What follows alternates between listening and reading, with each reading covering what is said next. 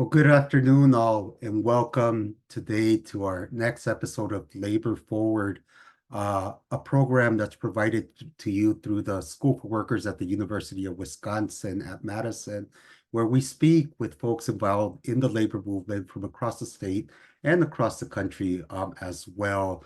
Today is January 17th, 2024. Happy New Year's. And I am delighted to have two guests with me today that are with an organization called Voces de la Frontera that is based out of Milwaukee, but really has a statewide presence.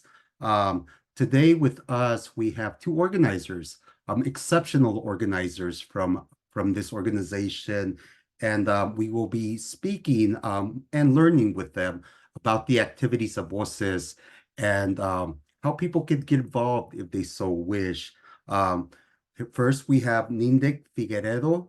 Nindic is an organizer with the Essential Workers' Rights Network, a statewide organizer, and has been with Voces as an organizer and as an activist for many years. And we also have Stephanie Salgado, who is an organizer in the greater Madison area, who is involved in membership recruitment and also involved in many of the activities that are seeking just societal change, not just in Dane County or the state, but across the country and world. So welcome, Nindic, and welcome, Stephanie. It is my honor to share this space with the both of you. Thank you, Armando. Thank you, everybody here. Yes, my name is Nindic Figueredo, and I just want to share a little bit about me. So I am an immigrant from Venezuela, born and raised in the South America. So it's glad to be here. I'm so glad. And yes, as Armando mentioned, I am part of the Essential Workers' Rights Network here in Wisconsin with Voces de la Frontera. And yes, we have making a lot of things here in Wisconsin. And yeah, it's a big pleasure to be with you, everybody. Welcome, Nindic. Stephanie?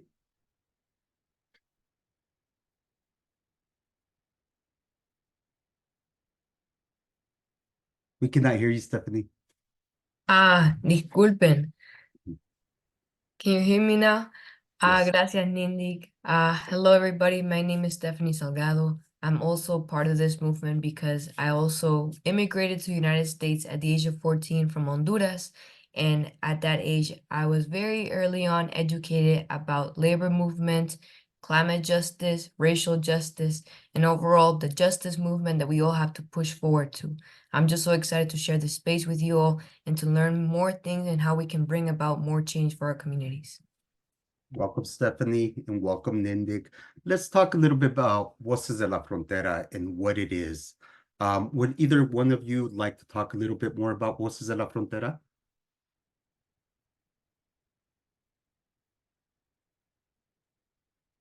My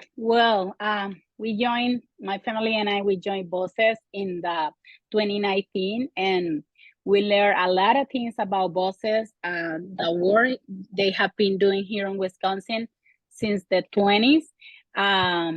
So it's a big organization here in Wisconsin.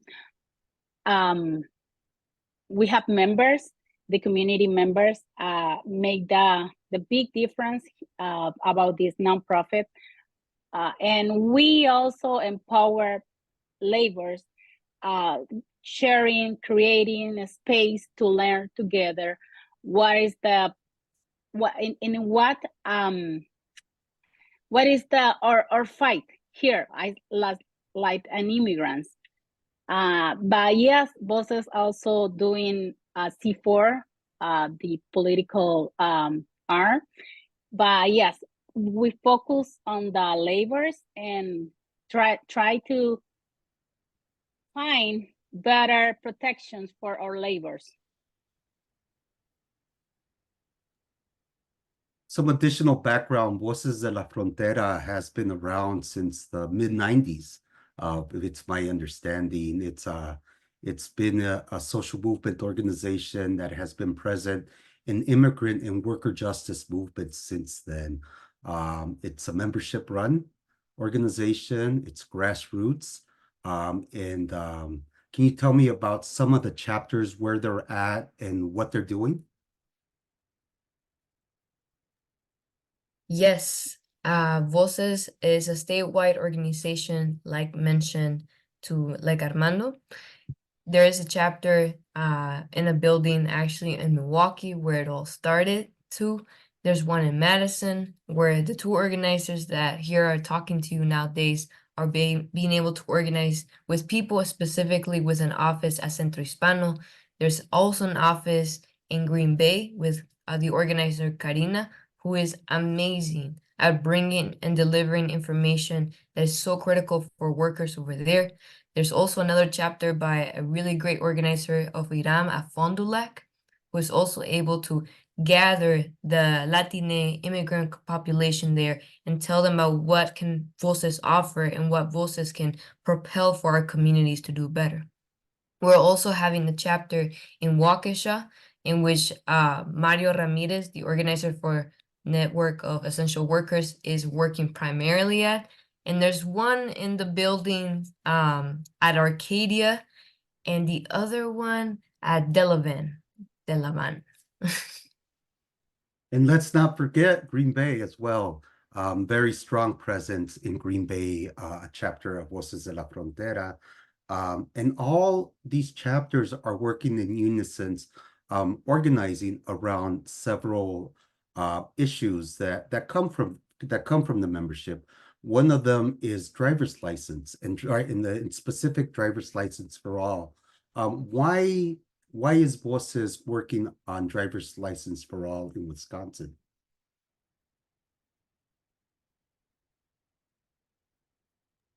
Stephanie, you want to share something? We can do back and forth.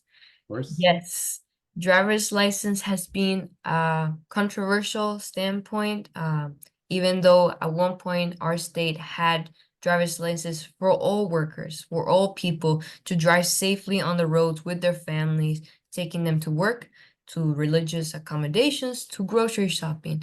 And then after a law of the real ID, that was swept away. That has caused many struggles for not just the immigrant community, but I think everybody. Our prices for car insurance has gone up and makes our roads go unsafe for many of us. One critical standpoint we must remember with driver's license for everybody is that the immigrant community is trying to make the best, and with this setbacks of being criminalized for not being able to participate in society impedes them to be active members in society. So one of the things that connect almost directly to the campaign of driver's license is also about the law 287G, which nationally is the collaboration of ICE with prisons and allowing them to deport people on the basis of a criminal charge. In the state of Wisconsin, it could be, depends on what prison you go to, by the third strike, depends on the law enforcement. You can be notified with a status of illegality here in the United States, and that can precede your court rulings to deportation. So it's very critical to stand up for our immigrant and the whole community to be safe. Thank you, Stephanie. And it's not just an immigrant or an undocumented immigrant issues. As we have known, is that in Wisconsin and throughout the country, most of these folks that don't have access to driver's license are part of what are known as mixed status families, where in the same household you could have U.S. citizens, you can have people that have different types of immigration statuses, legal immigration statuses. And so that type of disruption to family units and to communities really is something that can be very chaotic, not just for them, but for the entirety of a community. And also when we talk about the simple task of driving, taking your kids to school, going to pick up some milk, going to church services, going to work. which is something that is gaining traction with a lot of employers across the state that are beginning to support these efforts that are being led by Voces de la Frontera in this driver's license for all campaign. Is there anything that folks can do to learn more about the driver's license for all campaign? Yes, like Voces have a letter, and you can sign the petition for our senators here in Wisconsin. So Voces have fighting for restored driver's license here for a lot of years, and it's something we need to do together. So it's not just the effort for one person or one organization. So we need to fight together. And yeah, you can sign the petition to our senators represent. It's for showing the support for driver's license and how very important it's to everybody get the driver's license. It's not just for, I mean, it's something essential, like you mentioned, Armando, is driving to bring kids to school, appointments, medical appointments, work, go to the church, but also it's a safety for all in the streets, in the roads. So yes, you can sign the petition. We have a petition on BDLF, our website, vocesdelafrontera.org. So you can find the petition and sign in, and also call your representatives and say, please support the driver's license when the bill comes to the Senate here in Wisconsin. So again, that's vdlf.org, vdlf.org, and you can learn more about this driver's license for all campaign, which is a campaign that Voces has been leading for almost a decade. So you have folks in the state of Wisconsin at one time had driver's license, that when those driver's license expired, as they do after 10 years here, I think it's 10 years, no longer have access to these driver's license. So again, you can learn more about this at vdlf.org. So let's talk a little bit more about your other campaigns. Let's talk about the Essential Workers' Rights Network and what it is. So, Nindik? Yes, the Essential Workers' Rights Network is one of the arms Voces have. This network, we established this network a little bit before the pandemic, the 2020 pandemic. We started to see in a different industries here in Wisconsin, specifically in Green Bay area, Brown County, and workers have been experimenting different abuse in the labor's place, and Voces organized the workers on that area, Green Bay area, and we create this network.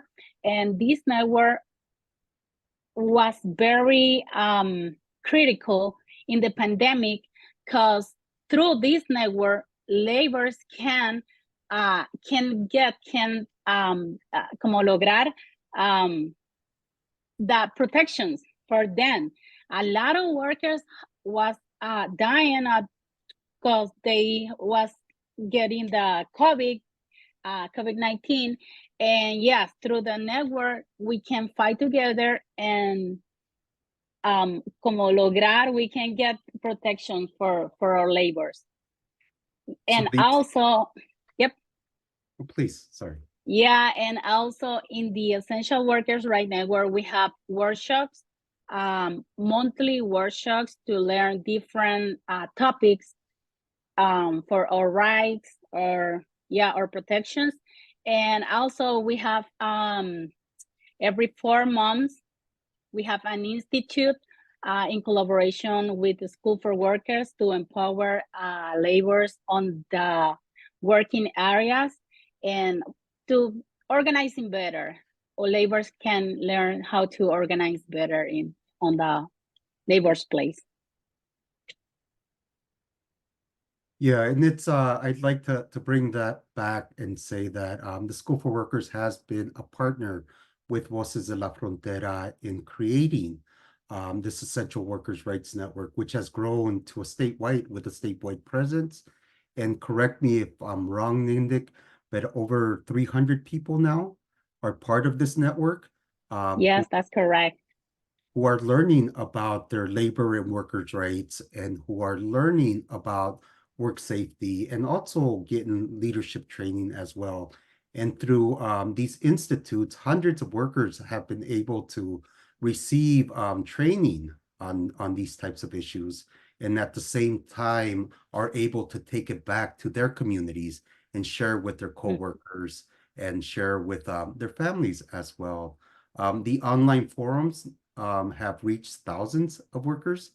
And I think that's something that's really impressive. I've seen on your agendas that you've had presentations by lawyers, by folks that work for OSHA, by other organizers from other organizations, consulados, just a really vibrant and forward-thinking program that you all have initiated in Wisconsin. Yes, yes, that's something big. And one of the stories I really like to share every time that I have the possibility is we have a lot of workers who have bring that when we do the institute, the leadership institute. So every participant can get a certification for participation on the institute. And so it's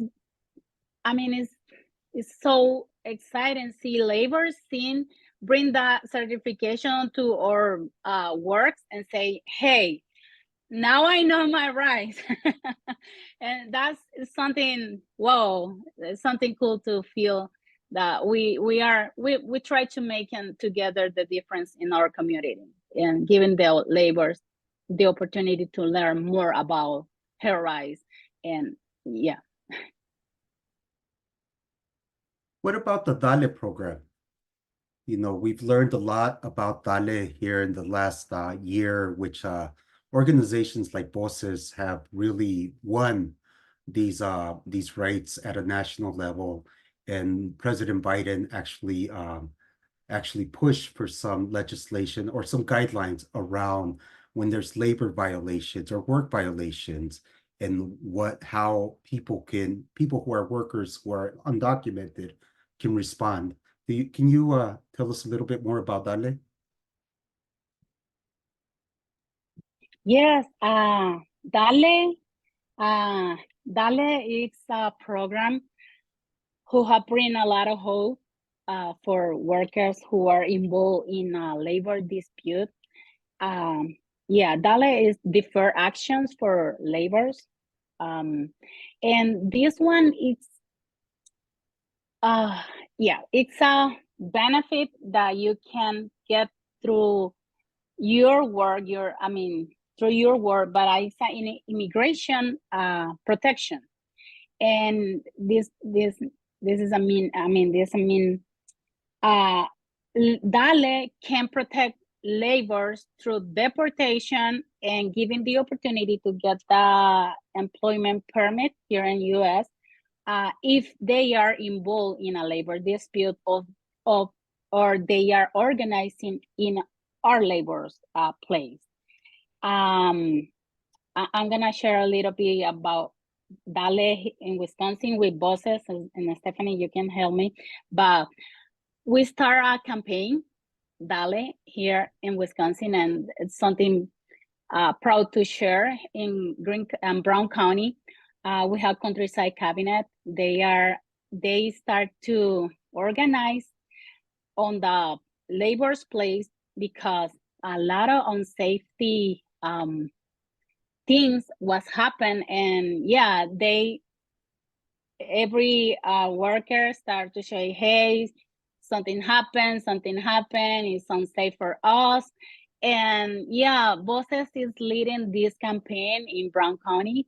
And now we have more than 40, I think so, workers who now get the employment permit.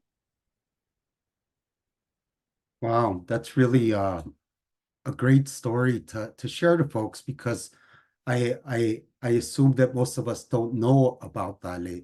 Most of us don't know about these struggles. For example, the one that you just mentioned, where workers not only are trying to stay safe at work, but are also exercising their labor rights and collectively acting. Um, and it's important to note that this is a labor program and not an immigration program. So it's to protect workers who are exercising their worker and labor rights.